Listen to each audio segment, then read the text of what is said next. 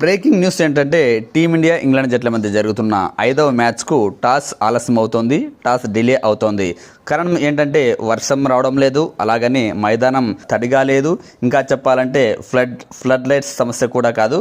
కానీ కారణం మాత్రం కాస్త విచిత్రంగా ఉంది. అదేంటంటే టీమిండియా ఆటగాళ్లు ట్రాఫిక్లో ఇరుక్కుపోయారు. ఈ కారణంగానే టాస్ కాస్త ఆలస్యం అవుతోంది.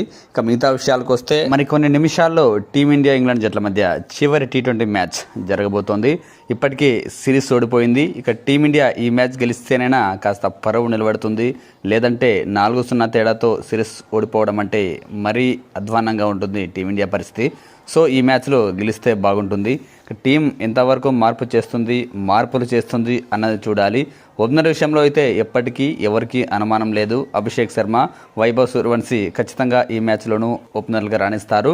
అయితే ఈ మ్యాచ్లో ఇషాన్ కిషన్ను పక్కన పెట్టి 1 డౌన్లో సంజు శాంసన్ను ఆడిస్తారు అభిప్రాయం ఉంది. మరి చూడాలి ఎంతవరకు సంజు శాంసన్కు అవకాశం ఇస్తారు, లేదంటే చివరి మ్యాచ్ కాబట్టి ఇషాన్ కిషన్ని కొనసాగిస్తారా అన్నది చూడాలి.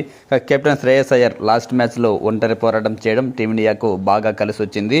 తిలక్ వర్మ తన ఫెయిల్యూర్స్ కంటిన్యూ అవుతూనే ఉన్నాయి. క్రీజ్లో నిలదొక్కుంటున్నాడు, లేదంటే తొందరగా అవుట్ అవుతున్నాడు. కానీ భారీ స్కోర్లు మాత్రం ఇంతవరకు ఇంగ్లాండ్ గడ్డపై చేసింది లేదు.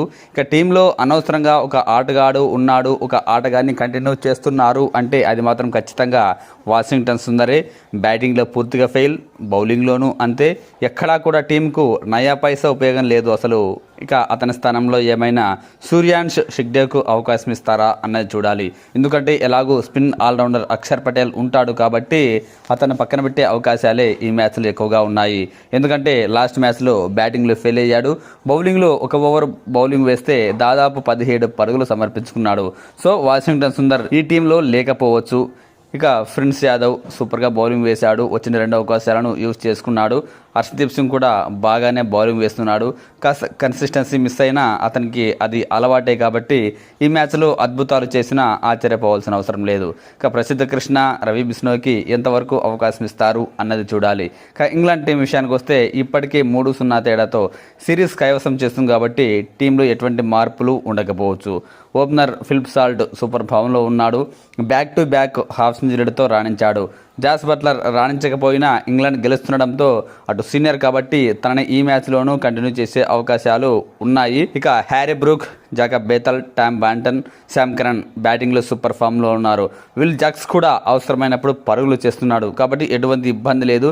ఇటొచ్చి ఇంగ్లాండ్కు సమస్య ఉందంటే స్పిన్ బౌలింగ్ విషయంలో పెద్ద సమస్య ఉంది. రెహాన్ అహ్మద్ కావచ్చు, అదిల్ రషీద్ కావచ్చు, పెద్దగా ఈ సిరీస్లో చెప్పుకోదగ్గ ఆడితీరును కనబరచలేదు. అయితే ఫాస్ట్ బౌలింగ్ విషయంలో మాత్రం బాగానే ఉంది. జాస్ టంగ్ అండ్ జఫ్రా అర్చల్ ఓ మాదిరిగా బౌలింగ్ వేస్తున్నారు. ఇక చూడాలి ఈ మ్యాచ్ ఫలితం ఎలా ఉంటుందో. ఇక ఈ మ్యాచ్పై స్పందించాడు మన టీమిండియా యువ ఓపెనర్ వైభవ్ సూర్యవంశీ. ఇప్పటికే సిరీస్ కోల్పోయింది కాబట్టి మా మీద ఎటువంటి ఒత్తిడి లేదు. ఖచ్చితంగా చివరి మ్యాచ్లో భారీ విజయంతో టీంకు వీల్కోలు పలుకుతానంటూ వ్యాఖ్యానించాడు.